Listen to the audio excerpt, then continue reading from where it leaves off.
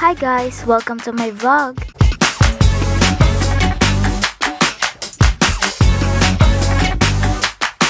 Today's vlog is about my day as a trainee. In this video, you will see how my day goes as an on-the-job trainee. As you can see, this is the actual time-lapse of my way to the Barangay Reading Center of Barangay Balite, located at Sitio Bulalo, Looban, Balite, Calapan City, Oriental, Mindoro. Dito ako naka-deployed to render 50 hours of service for the BRC of our barangay. And today, it is my second to the last day of my day as an OJT. So usually, umaalis ako sa bahay mga 7:30 ng umaga, then naglalakad lang ako. By the way, itong time-lapse ay nag-start from the barangay hall all the way to the BRC. Ito yung labas ng SK Youth Center at nasa loob nito ang BRC. May mga tarpaulin din ng BRC sa labas itong building na ito.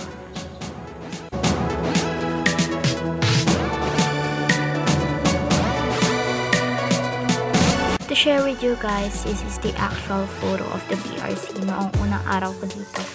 As you can see, wala pang shelf or anything kaya nakalapag lang sa sahig ang mga libro. But look at the Barangay Reading Center now.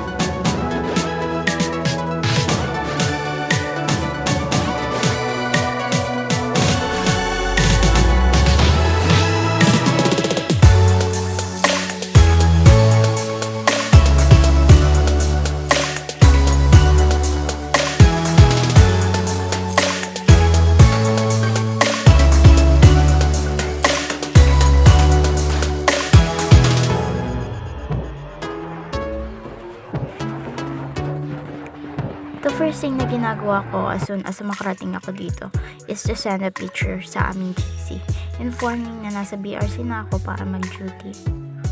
Then, as a trainee, part ng aming duty ay ang paglilinis bago ang aming gawain.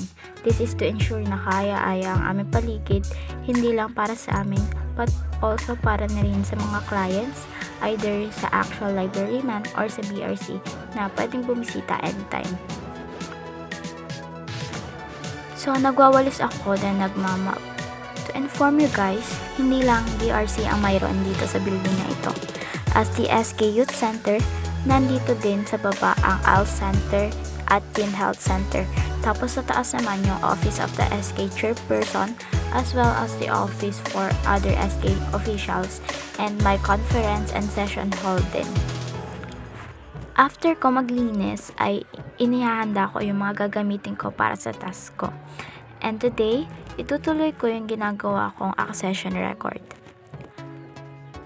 Para mapadali ang aking gawain ay pinagsusunod-sunod ko muna yung mga books based sa aking hawak na PTR o yung tinatawag na Property Transfer Record.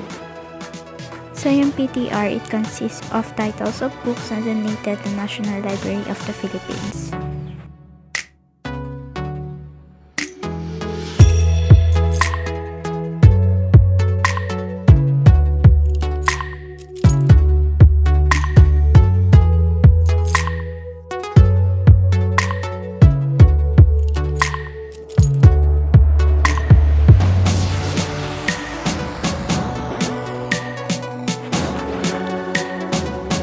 Dahil walang available na desktop or laptop, ang phone ko muna ang ginagamit ko to make the accession record.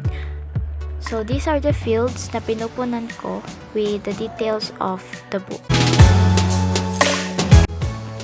Aside from the accession record, ang mga nagawa ko dito sa BRC ay yung inventory of NLP books based on the PTR na ginawa ko noong first week ko dito.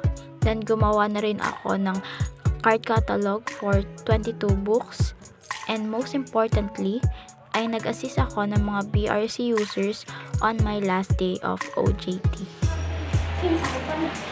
Kakainin na sana kaya chicken eat them. Ito yung Japan, madam. Hoy, ito yung Japan, no?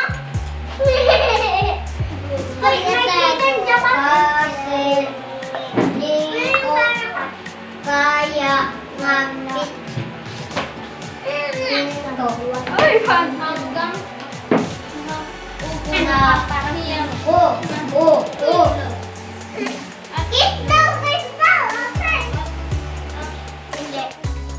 Going back to my task, usually kinokompleto ko lang yung ibang details ng books kapag on duty na ako since inilalagay ko na in advance yung ibang details na available sa PTR. Guys, oo nga pala, mag-isa lang akong gumagawa ng mga tasks dito sa BRC dahil isa lang akong i-deploy dito. Honestly, dahil isa lang ako dito, na-experience ko talaga kung paano maging one-man librarian. I learned to be independent, kaya it's a very significant experience for me.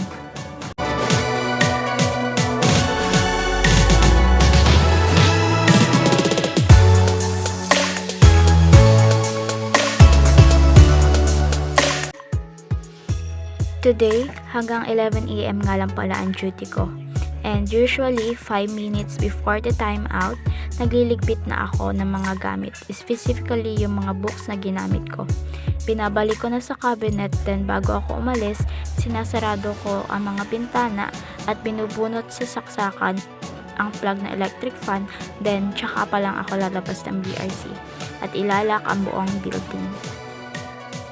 Hindi pa dito nagtatapos ang aking araw dahil dumadaan muna ako sa barangay hall para magpapirma ng aking DTR as a proof na nag-duty ako. Then, tsaka pa lang ako papasok sa school para sa klase. And that's how my day goes as an on-the-job trainee. I hope you enjoyed it. See you on the next video. Thank you for watching.